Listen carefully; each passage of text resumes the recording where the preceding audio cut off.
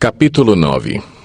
Enquanto isso, o profeta Eliseu chamou um dos discípulos dos profetas e lhe disse: Ponha a capa por dentro do cinto, pegue este frasco de óleo e vá a Ramote-Gileade. Quando lá chegar, procure Jeú, filho de Josafá e neto de Ninsi. Dirija-se a ele e leve-o para uma sala, longe dos seus companheiros.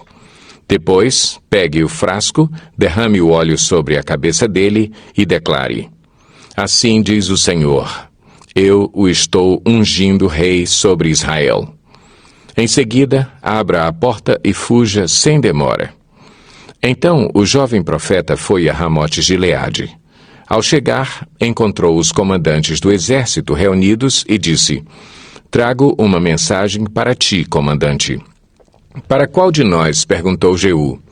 Ele respondeu: Para ti, comandante. Jeú levantou-se e entrou na casa. Então o jovem profeta derramou o óleo na cabeça de Jeú e declarou-lhe: Assim diz o Senhor, o Deus de Israel: Eu o estou ungindo rei de Israel, o povo do Senhor. Você dará fim à família de Acabe, seu senhor, e assim eu vingarei o sangue de meus servos, os profetas, e o sangue de todos os servos do Senhor, derramado por Jezabel. Toda a família de Acabe perecerá. Eliminarei todos os de sexo masculino de sua família em Israel, seja escravo, seja livre. Tratarei a família de Acabe como tratei a de Jeroboão, filho de Nebate, e a de Baasa, filho de Aías. E Jezabel será devorada por cães num terreno em Jezreel, e ninguém a sepultará. Então ele abriu a porta e saiu correndo. Quando Jeú voltou para junto dos outros oficiais do rei, um deles lhe perguntou: Está tudo bem? O que esse louco queria com você? Jeú respondeu: Vocês conhecem essa gente e sabem as coisas que eles dizem. Mas insistiram: Não nos engane. Conte-nos o que ele disse. Então Jeú contou. Ele me disse o seguinte: Assim diz o Senhor: Eu o estou ungindo rei sobre Israel. Imediatamente, eles pegaram os seus mantos e os estenderam sobre os degraus diante dele. Em seguida, tocaram a trombeta e gritaram: Jeú é rei! Então Jeú, filho de Josafá e neto de Ninsi, começou uma conspiração contra o rei Jorão, na época em que este defendeu, com todo o Israel, Ramote-Gileade contra Azael, rei da Síria. O rei Jorão tinha voltado a Jezreel para recuperar-se dos ferimentos sofridos na batalha contra Azael, rei da Síria. Jeú propôs: Se vocês me apoiam, não deixem ninguém sair escondido da cidade para nos denunciar em Jezreel.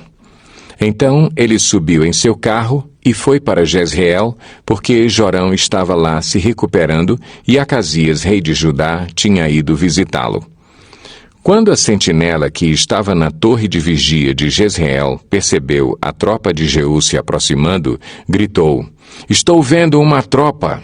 Jorão ordenou: Envie um cavaleiro ao encontro deles para perguntar se eles vêm em paz. O cavaleiro foi ao encontro de Jeú e disse: O rei pergunta: Vocês vêm em paz? Jeú respondeu: Não me venha falar em paz. Saia da minha frente. A sentinela relatou: O mensageiro chegou a eles, mas não está voltando. Então o rei enviou um segundo cavaleiro. Quando chegou a eles, disse: O rei pergunta: Vocês vêm em paz? Jeú respondeu: Não me venha falar em paz. Saia da minha frente.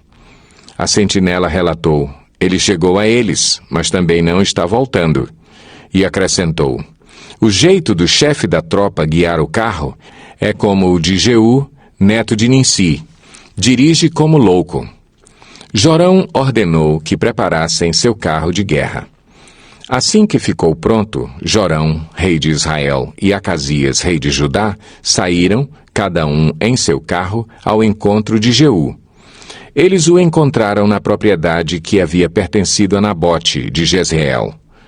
Quando Jorão viu Jeú, perguntou: Você vem em paz, Jeú? Jeú respondeu: Como pode haver paz enquanto continuam toda a idolatria e as feitiçarias de sua mãe Jezabel?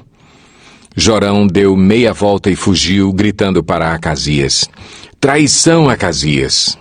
Então Jeú disparou seu arco com toda a força e atingiu Jorão nas costas. A flecha atravessou-lhe o coração e ele caiu morto. Jeú disse a Bidkar, seu oficial: Pegue o cadáver e jogue-o nesta propriedade que pertencia a Nabote de Jezreel. Lembre-se da advertência que o Senhor proferiu contra Acabe, pai dele, quando juntos acompanhávamos sua comitiva. Ele disse: Ontem vi o sangue de Nabote e o sangue dos seus filhos, declara o Senhor, e com certeza farei você pagar por isso nesta mesma propriedade, declara o Senhor. Agora, então, pegue o cadáver e jogue-o nesta propriedade, conforme a palavra do Senhor. Vendo isso, Acasias, rei de Judá, fugiu na direção de Bet-Agã. Mas Jeú o perseguiu, gritando: Matem-no também.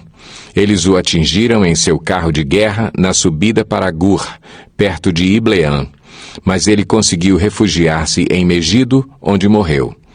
Seus oficiais o levaram a Jerusalém e o sepultaram com seus antepassados em seu túmulo, na cidade de Davi. Acasias havia se tornado rei de Judá no 11º ano de Jorão, filho de Acabe. Em seguida, Jeú entrou em Jezreel. Ao saber disso, Jezabel pintou os olhos, arrumou o cabelo e ficou olhando de uma janela do palácio. Quando Jeú passou pelo portão, ela gritou: Como vai, Zinri, assassino do seu senhor? Ele ergueu os olhos para a janela e gritou: Quem de vocês está do meu lado? 2 ou 3 oficiais olharam para ele. Então Jeú ordenou: Joguem essa mulher para baixo. Eles a jogaram e o sangue dela espirrou na parede e nos cavalos, e Jeú a atropelou. Jeú entrou, comeu, bebeu e ordenou: Peguem aquela maldita e sepultem-na. Afinal, era filha de rei. Mas, quando foram sepultá-la, só encontraram o crânio, os pés e as mãos. Então voltaram e contaram isso a Jeú, que disse: Cumpriu-se a palavra do Senhor anunciada por meio do seu servo Elias, o tesbita. Num terreno em Jezreel, cães devorarão a carne de Jezabel. Os seus restos mortais serão espalhados num terreno em Jezreel, como esterco no campo, de modo que ninguém será capaz de dizer: Esta é Jezabel. Capítulo 10. Ora, viviam em Samaria 70 descendentes de Acabe. Jeú escreveu uma carta e a enviou a Samaria, aos líderes da cidade, às autoridades e aos tutores dos descendentes de Acabe. A carta dizia: Assim que receberem esta carta, vocês que cuidam dos filhos do rei e que têm carros de guerra e cavalos, uma cidade fortificada e armas, escolham o melhor e o mais capaz dos filhos do rei e coloquem-no no trono de seu pai. E lutem pela dinastia de seu senhor. Eles, porém, estavam aterrorizados e disseram: Se 2 reis não puderam enfrentá-lo, como poderemos nós? Por isso, o administrador do palácio, o governador da cidade, as autoridades e os tutores enviaram esta mensagem a Jeú: Somos teus servos e faremos tudo o que exigires de nós. Não proclamaremos nenhum rei. Faze o que achares melhor. Então Jeú escreveu-lhes uma segunda carta que dizia: Se vocês estão do meu lado e estão dispostos a obedecer-me, tragam-me as cabeças dos descendentes de seu senhor a Jezreel amanhã a esta hora. Os 70 descendentes de Acabe estavam sendo criados pelas autoridades da cidade. Logo que receberam a carta, decapitaram todos os 70, colocaram as cabeças em cestos e as enviaram a Jeú em Jezreel. Ao ser informado de que tinham trazido as cabeças, Jeú ordenou: Façam com elas 2 montes junto à porta da cidade, para que fiquem expostas lá até amanhã. Na manhã seguinte, Jeú saiu e declarou a todo o povo: Vocês são inocentes. Fui eu que conspirei contra meu senhor e o matei. Mas quem matou todos estes? Saibam, então, que não deixará de se cumprir uma só palavra que o Senhor falou contra a família de Acabe. O Senhor fez o que prometeu por meio de seu servo Elias. Então Jeú matou todos os que restavam da família de Acabe em Jezreel, bem como todos os seus aliados influentes, os seus amigos pessoais e os seus sacerdotes, não lhe deixando sobrevivente algum. Depois Jeú partiu para Samaria. Em Bet-Equed dos pastores encontrou alguns parentes de Acasias, rei de Judá, e perguntou: Quem são vocês? Eles responderam: Somos parentes de Acasias e estamos indo visitar as famílias do rei e da rainha mãe. Então Jeú ordenou aos seus soldados: Peguem-nos vivos. Então os pegaram e os mataram junto ao poço de Bet-Equed. Eram 42 homens, e nenhum deles foi deixado vivo. Saindo dali, Jeú encontrou Jonadab, filho de Recabe, que tinha ido falar com ele. Depois de saudá-lo, Jeú perguntou: Você está de acordo com o que estou fazendo? Jonadab respondeu: Estou. E disse Jeú: Então, dê-me a mão. Jonadab estendeu-lhe a mão, e Jeú o ajudou a subir no carro e lhe disse: Venha comigo e veja o meu zelo pelo Senhor. E o levou em seu carro. Quando Jeú chegou a Samaria, matou todos os que restavam da família de Acabe na cidade. Ele os exterminou conforme a palavra que o Senhor tinha dito a Elias. Jeú reuniu todo o povo e declarou: Acabe não cultuou o deus Baal o bastante. Eu, Jeú, o cultuarei muito mais. Por isso convoquem todos os profetas de Baal, todos os seus ministros e todos os seus sacerdotes. Ninguém deverá faltar, pois oferecerei um grande sacrifício a Baal. Quem não vier, morrerá. Mas Jeú estava agindo traiçoeiramente a fim de exterminar os ministros de Baal. Então Jeú ordenou: Convoquem uma assembleia em honra a Baal.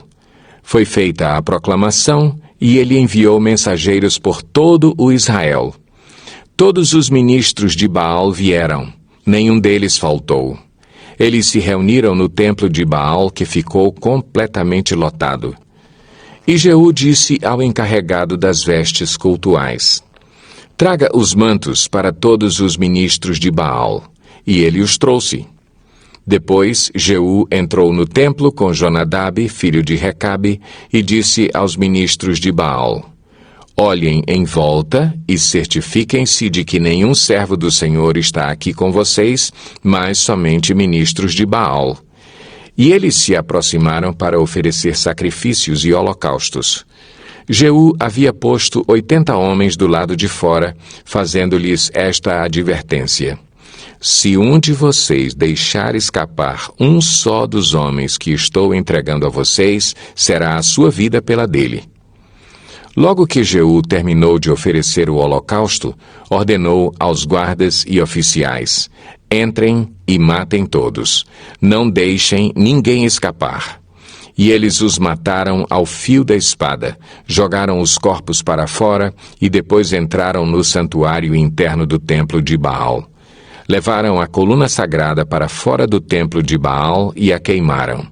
Assim, destruíram a coluna sagrada de Baal e demoliram o seu templo, e até hoje o local tem sido usado como latrina. Assim, Jeú eliminou a adoração a Baal em Israel. No entanto, não se afastou dos pecados de Jeroboão, filho de Nebate, pois levou Israel a cometer o pecado de adorar os bezerros de ouro em Betel e em Dan. E o Senhor disse a Jeú: Como você executou corretamente o que eu aprovo, fazendo com a família de Acabe tudo o que eu queria, seus descendentes ocuparão o trono de Israel até a 4ª geração. Entretanto, Jeú não se preocupou em obedecer de todo o coração à lei do Senhor Deus de Israel, nem se afastou dos pecados que Jeroboão levara Israel a cometer. Naqueles dias, o Senhor começou a reduzir o tamanho de Israel. O rei Hazael conquistou todo o território israelita a leste do Jordão, incluindo toda a terra de Gileade. Conquistou desde Aroer, junto à garganta do Arnon, até Bazã, passando por Gileade, terras das tribos de Gade, de Ruben e de Manassés. Os demais acontecimentos do reinado de Jeú, todos os seus atos e todas as suas realizações, estão escritos nos registros históricos dos reis de Israel. Jeú descansou com os seus antepassados e foi sepultado em Samaria. Seu filho, Jeoacás, foi seu sucessor. Reinou Jeú 28 anos sobre Israel em Samaria. Capítulo 11. Quando Atalia, mãe de Acasias, soube que seu filho estava morto, mandou matar toda a família real. Mas Jeozeba, filha do rei Jeorão e irmã de Acasias, pegou Joás, um dos filhos do rei que iam ser assassinados, e o colocou num quarto, junto com a sua ama, para escondê-lo de Atalia. Assim, ele não foi morto. 6 anos ele ficou escondido com ela no templo do Senhor, enquanto Atalia governava o país. No 7º ano, o sacerdote Joiada mandou chamar à sua presença no templo do Senhor os líderes dos batalhões de 100 dos cários e dos guardas, e fez um acordo com eles no templo do Senhor com juramento. Depois lhes mostrou o filho do rei e lhes ordenou: vocês vão fazer o seguinte: quando entrarem de serviço no sábado, uma companhia ficará de guarda no palácio real, outra na porta de Sur e a terceira na porta que fica atrás das outras companhias. Elas montarão guarda no templo por turnos. As outras 2 companhias, que normalmente não estão de serviço no sábado, ficarão de guarda no templo para proteger o rei. Posicionem-se ao redor do rei, de armas na mão. Matem todo o que se aproximar de suas fileiras. Acompanhem o rei aonde quer que ele for. Os líderes dos batalhões de 100 fizeram como o sacerdote Joiada havia ordenado. Cada um levou seus soldados, tanto os que estavam entrando em serviço no sábado, como os que estavam saindo ao sacerdote Joiada. Então ele deu aos líderes dos batalhões de 100 as lanças e os escudos que haviam pertencido ao rei Davi e que estavam no templo do Senhor. Os guardas, todos armados, posicionaram-se em volta do rei, junto do altar e em torno do templo, desde o lado sul até o lado norte do templo. Depois, Joiada trouxe para fora Joás, o filho do rei, colocou nele a coroa e lhe entregou uma cópia da aliança. Então o proclamaram rei, ungindo-o, e o povo aplaudia e gritava: Viva o rei! Quando Atalia ouviu o barulho dos guardas e do povo, foi ao templo do Senhor, onde estava o povo, e onde ela viu o rei em pé, junto à coluna, conforme o costume. Os oficiais e os tocadores de corneta estavam ao lado do rei, e todo o povo se alegrava ao som das cornetas. Então Atalia rasgou suas vestes e gritou: Traição! Traição! O sacerdote Joiada ordenou aos líderes dos batalhões de 100 que estavam no comando das tropas: levem-na para fora, por entre as fileiras, e matem à espada quem a seguir. Pois o sacerdote dissera: ela não será morta no templo do Senhor. Então eles a prenderam e a levaram ao lugar onde os cavalos entram no terreno do palácio, e lá a mataram. E Joiada fez uma aliança entre o Senhor e o rei e o povo, para que fossem o povo do Senhor. Também fez um acordo entre o rei e o povo. Depois, todo o povo foi ao templo de Baal e o derrubou. Despedaçaram os altares e os ídolos e mataram Matã, sacerdote de Baal, em frente dos altares. A seguir, o sacerdote Joiada colocou guardas no templo do Senhor. Levou consigo os líderes dos batalhões de Sem, Cários, os guardas e todo o povo, e juntos conduziram o rei do templo ao palácio, passando pela porta da guarda. O rei, então, ocupou seu lugar no trono real, e todo o povo se alegrou. E a cidade acalmou-se depois que Atalia foi morta à espada no palácio. Joás tinha 7 anos de idade quando começou a reinar.